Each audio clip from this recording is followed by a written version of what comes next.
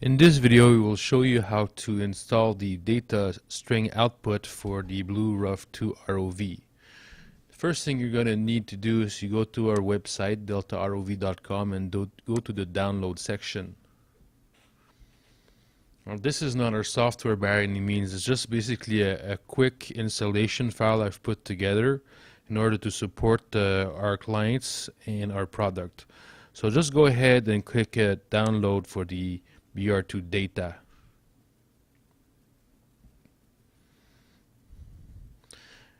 This is going to basically download all the software you need in order to start the data string.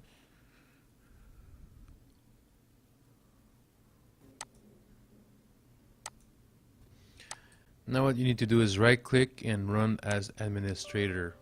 This will launch the setup file. Click on next and install. This will copy all the Blue Robotics good work for the MAV proxy and also launch the installer for Python 2.7.14.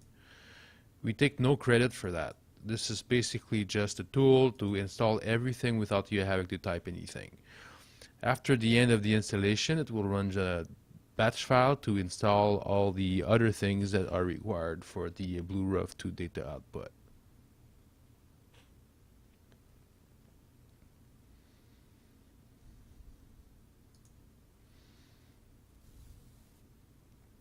This batch file will run only once during the initial setup. It basically connects on the internet, so make sure that you have internet connection when you do that.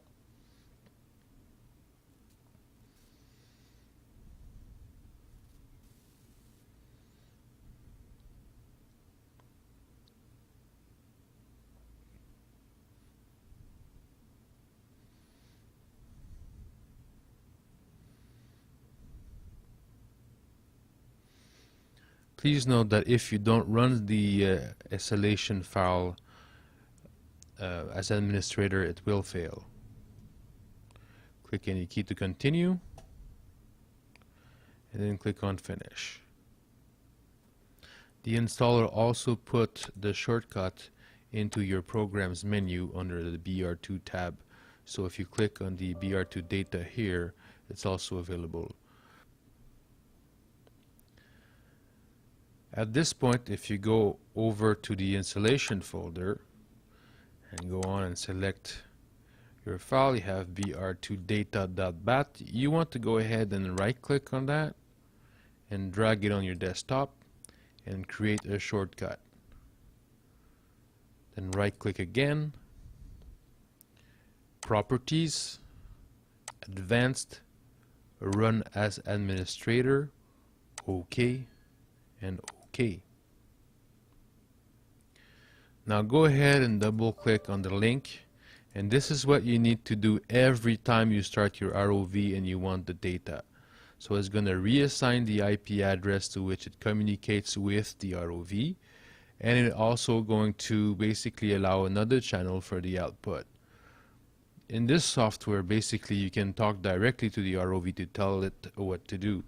And in order to start the ROV string, you need to type in module, load, capital D, depth, capital O, output.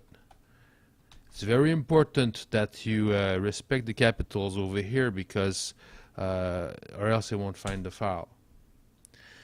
Now once you press on enter, you will see outputting depth on UDP 127.0.0.1 column 25102. This is basically the UDP port where you want to connect to receive the string.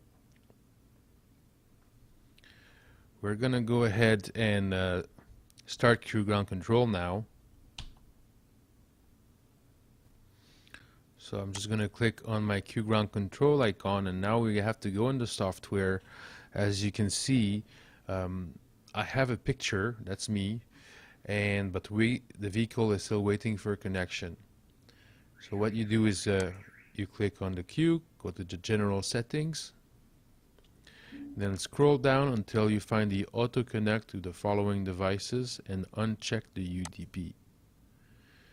Now you need to go in comms link and create a new comms link. You just click add,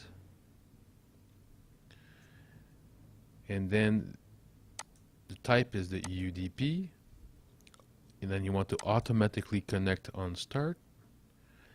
And now over here what you want to do is 14551 is the new UDP port. You want to listen, click OK on that, and then you select it and connect. Manual flight mode. There you go. If we go back, we now have a comms link established. So if you close your Q ground control and open it again, Manual flight mode. you can see that the connection is restored. And also that window just basically shows you what's going on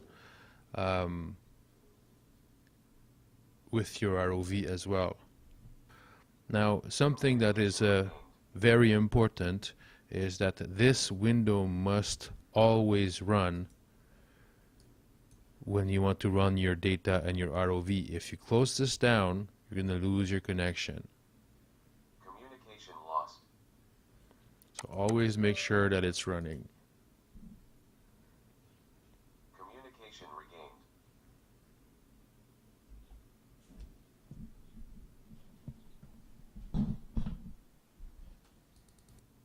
Next thing we're going to do now is we're going to connect the Oceanvault data server to the data string.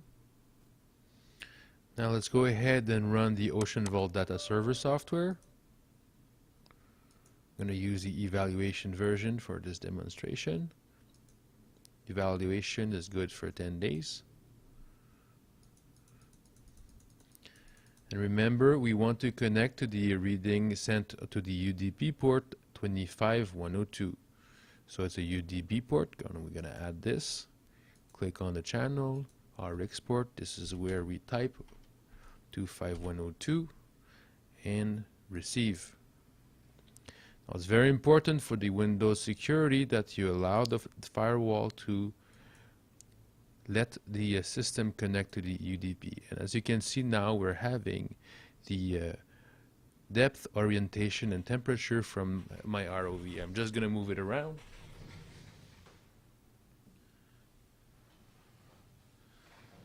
And you can see the orientation change. Now let's open up Oceanvault Recorder and show you how to get that into your overlay. Just using the evaluation version for the demonstration. Make sure you put your port in and connect to port. Then you put your start character as the bracket, and the stop character and the separator, which are the commas that are going to separate the fields. And we're going to preview to start the overlay. And as you can see, we have heading and depth over here already in our system. So if I move the ROV, you can see that the heading is changing. Before I conclude this video, I would like to say thank you to guys at BlueROV2, especially Mr. Jacob, who basically built this Python script for outputting the data string, which allows us to put the data on our overlay.